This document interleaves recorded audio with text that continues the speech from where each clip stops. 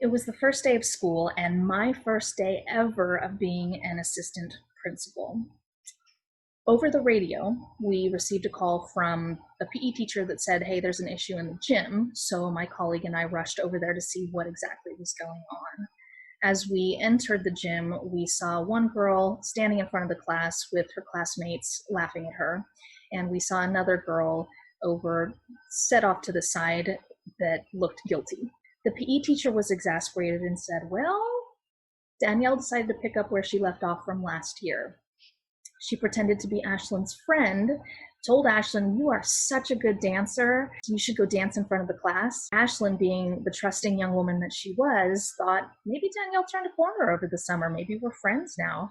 And she's really just being nice to me. So she went down in front of the class. And as soon as Ashlyn started dancing, Danielle rallied the class and everybody started making fun of her. Still being new to the job, I was trying to observe how experienced assistant principals dealt with situations like this, but I asked my colleague, I said, can we bring them back into our office and try and get to the bottom of this? So on the way back to the office, she said, we actually have a new way of dealing with these kinds of problems called restorative practices. So I spoke with each girl individually, got each person's side of the story, spoke with each girls' parents and got their sides of the story. And it turned out that this had been a very long, crippling pattern that had persisted between these two girls for the last 2 or 3 years. Danielle would bully Ashlyn whenever she could, any opportunity she could find. And Ashlyn's parents were so fed up with seeing their daughter come home destroyed from school every day that they were on the verge of moving her out of that school. So during my conversation with each person, I asked if they would be willing to participate in a formal restorative conference, explain the process, and we found a morning and made it work. Everybody was there.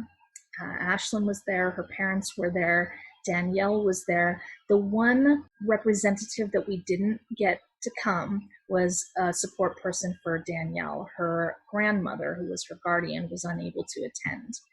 We walked into the room and sat down. You could just feel the sadness and the hurt and the anger and the resentment in the air. You could cut the tension with a knife.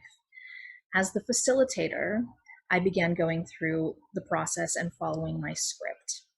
First, Danielle got a turn to explain what happened and what she was thinking about at the time, who she thought she affected with her words and actions, and how she thought she affected each of the people with her words and actions.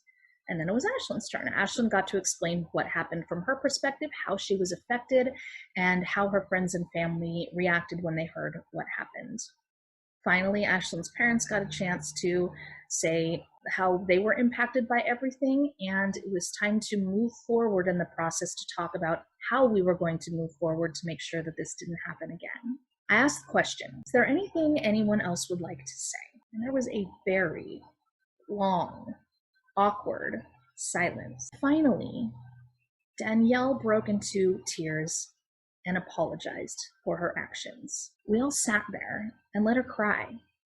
And it wasn't just like sniffling crying, it was hyperventilating crying. But it was something that she needed in order to help move this process forward. At this point, Ashlyn's father stood up and said, I can see that you're hurting. I can see that you don't have anybody here to support you. And yes, I'm upset about the things that you've done to my daughter, but I want you to know that I'm here for you too. I will be your support person. I will be your father too. And Danielle and Ashlyn ended up giving each other a hug. Both were crying. Danielle continued to apologize, and eventually everybody composed themselves. The energy in the room shifted from this anger and hurt and sadness and resentment to acceptance, compassion, healing, love, respect. It was such a beautiful process to watch, but that's not the best part. The best part is that from that day forward, the bullying stopped altogether. As their assistant principal, I checked in with each of them periodically, and both young women were happier than they had been in a very long time. And Ashlyn's parents no longer felt the need to find another school for her to go to. Now take a minute and think about people in your life that you have conflicts with or have had conflicts with in the past.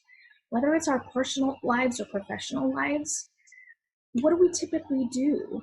If there's something going on with somebody, the typical reactions are fight, flight, or freeze, which end up leading us into these destructive outcomes and behaviors, like avoiding the conflict and the awkward tension that goes with it, destructive coping mechanisms, substance abuse, risky behavior.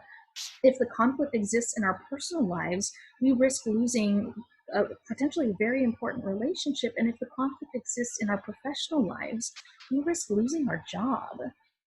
So just imagine if you took the time to sit down with that person and really get to the bottom of the conflict, get to the root of the problem, why it exists, and allow yourself to be uncomfortable for an hour or two, sitting in this direct, difficult, uncomfortable space, knowing that if you really commit to the process, you could be potentially saving an important relationship, potentially be saving a job, potentially be saving a life. We see stories on the news every day of people who have committed suicide because they just can't take it anymore. So let's do this. Let's make space for difficult, uncomfortable conversations to save ourselves, to save society from a long, never-ending pattern of destruction. There is a light at the end of this tunnel, and I would like to lead you through.